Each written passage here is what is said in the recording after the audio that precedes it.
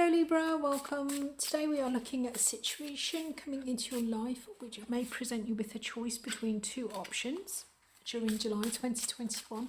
By understanding how each of those options could pan out, hopefully it will help you get a little bit of clarity so that you can make the best choice for yourself. So we're going to have a look at the situation, see what your reaction to that situation could be and the options that is then going to present you with. We'll have a look to see how each of the options will expand what might be expected and then ultimately what the outcome is going to be. As always guys, if you don't like either of the outcomes, then check your reaction to whatever it is that's going on. Readings are general, so please do just take them however they resonate for you.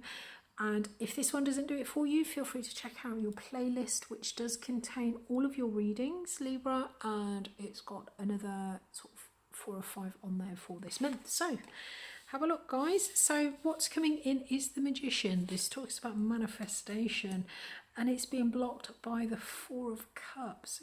Okay, your reaction then guys is the Moon. The options is the 3 of Wands or the 8 of Pentacles.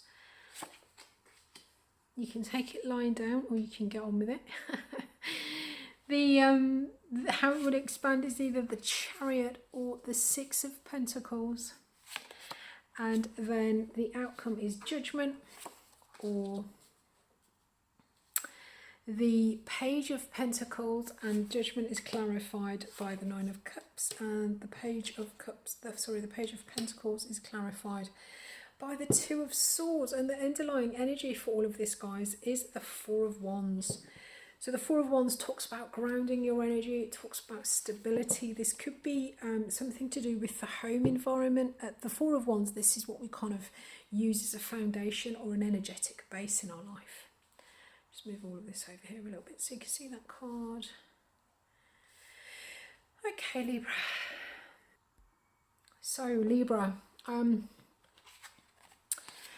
we've got the Magician then, and the Magician does talk about manifesting something. It talks about having all of the tools that you need to bring something into existence. So you're trying to create something here, but it is being blocked by the 4 of Cups. And the 4 of Cups talks about, for me, it talks about emotionally not being that impressed with what you're being offered.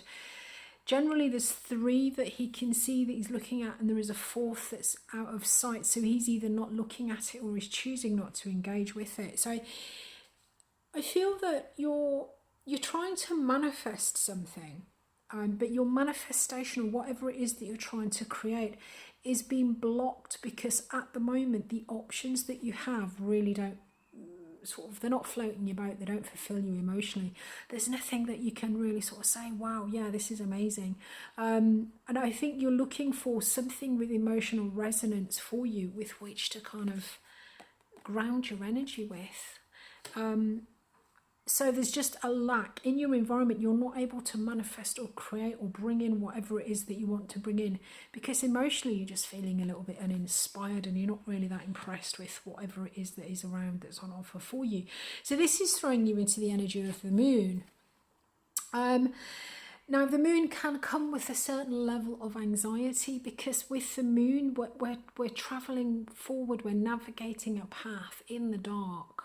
You know, we can't see further than the end of our nose. We don't have the usual signposts or the usual plans or routes or maps to go by. So we don't have that sort of security that comes from those. What we're having to do is we're kind of fumbling around in the dark, basically moving on our instinct. You know, we may be in a situation, so you may be in a situation that you're not familiar with, or you are literally just having to move forward, navigating, you know, sort of using your wits, and you're kind of fumbling around and moving around in the dark, really.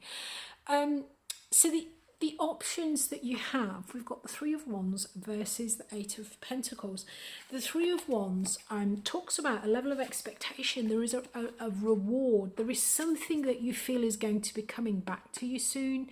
There is action or something that you've done in the past that is about to reap rewards, or there's something coming back. So that's one option. The option is to wait for whatever this is that's coming back to you, whatever it is that you feel that you've earned. Wait for that to come in, and then this may help with this manifestation. The other option is the Eight of Pentacles, and the Eight of Pentacles talks about really working quite hard on it. It talks about refining your craft, paying attention to detail, practicing over and over and over again until you get it right, until you get it perfect, until it is the best version that it can possibly be. So I think this is a difference between waiting for something that you're expecting, maybe something extra coming in for you that you're expecting, or just kind of cracking on with it now and doing what you can and really sort of paying attention to the detail. So if you wait for whatever this is that's coming back, or whatever it is that you feel that you're owed or you're due, once it comes in, we go into the Chariot energy, and this does talk about swift movement forward. I mean, look at him, these horses are barely in control. So at the Chariot, we are charging forward. This Chariot for me, as I say, is a little bit kind of reckless, but this does indicate swift movement forward. So I think whatever it is that you're waiting to come in, obviously it's going to be like the sort of the rocket fuel for your it's definitely going to be the rocket fuel for your plans for whatever it is that you're trying to manifest.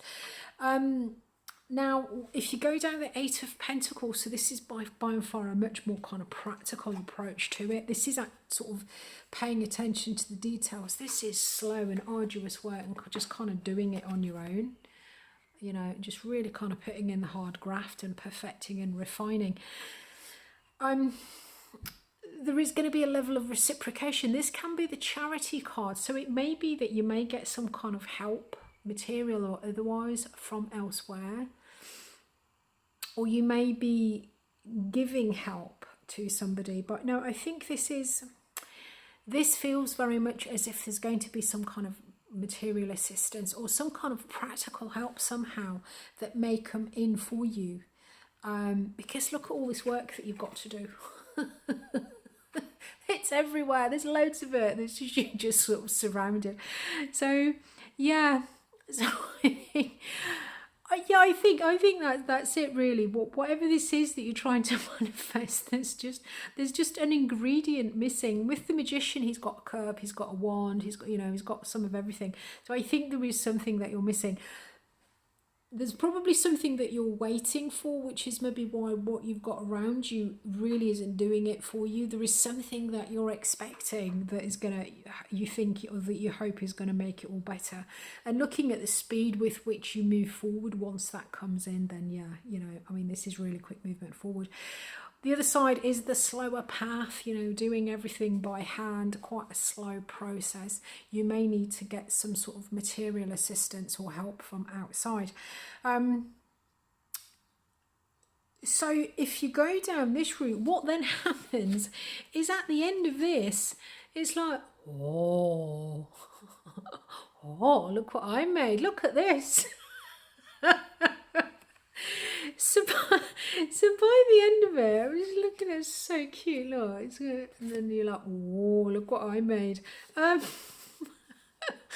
no, I mean, sorry, this is a new deck. This is the first day that I've used it. I'm doing this sort of batch of readings with it. It's such a lovely deck, so I'm still sort of discovering all of the pictures on it.